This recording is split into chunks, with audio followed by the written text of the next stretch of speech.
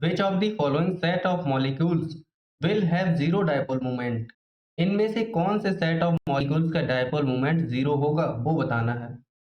पहला ऑप्शन है boron trifluoride, इसका डायपोल मोमेंट जीरो होता है। कैसे जीरो होगा, ये देखिए बोरॉन है और इसके साथ में तीन फ्लोरीन जुड़ी हुई हैं, तीन फ्लोरीन जुड़ी हुई हैं। और डायपोल मोमेंट की डायरेक्शन इलेक्ट्रोपॉजिटिव मेटल से इलेक्ट्रोनेगेटिव की तरफ होती है, यानी कि जो ज़्यादा इलेक्ट्रोनेगेटिव होता है उसकी तरफ होती है। तो डायपोल मोमेंट की डायरेक्शन इस तरह से होगी, इस तरह से। तो ये डायपोल मोमेंट जो हैं वो एक दूसरे को कैंसिल कर देंगे, ये एक दूसरे को कैंसिल कर रहे हैं, इसका डायपोल मोमेंट आ जाएगा जीरो। कैंसिल कैसे कर रहे हैं, ये जो एंगल है ये 120 डिग्री का है, ये 120 डिग्री का है, ये भी 120 डिग्री का है। जब इनके बीच में 120 डिग्री का एंगल है तो ये एक दूसरे के अपोजिट हैं। जब इनका रिजल्टेंट निकालेंगे तो डायपोल मोमेंट निकल के आएगा जीरो। अगला HF हाइड्रोजन फ्लोराइड। HF का स्ट्रक्चर होता है इस तरह से।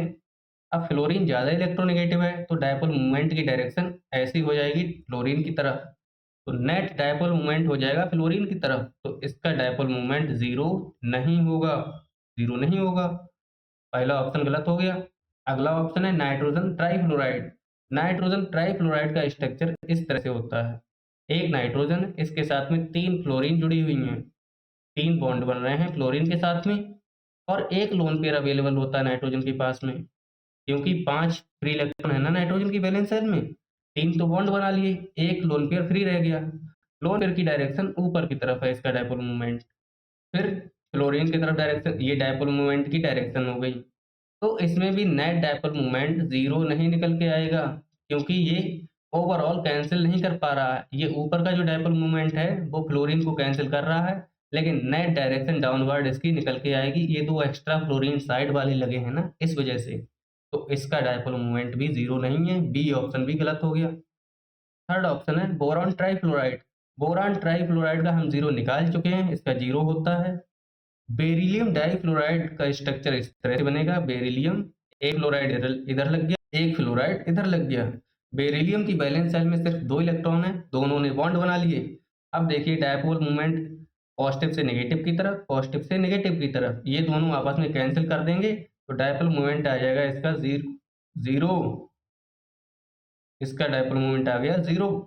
बेरिलियम डाइफ्लोराइड का भी ज़ीरो हो गया। अगला है कार्बन डाइऑक्साइड। कार्बन डाइऑक्साइड का स्ट्रक्चर बनाते हैं। तो कार्बन, एक ऑक्सीजन इधर लगी है, दूसरी ऑक्सीजन इधर लगी हुई है। इसमें डायपोल मोमेंट की डायरेक्शन देखिए, कार्बन से ऑक्सीजन की तरफ, कार्बन से ऑक्सीजन की तरफ।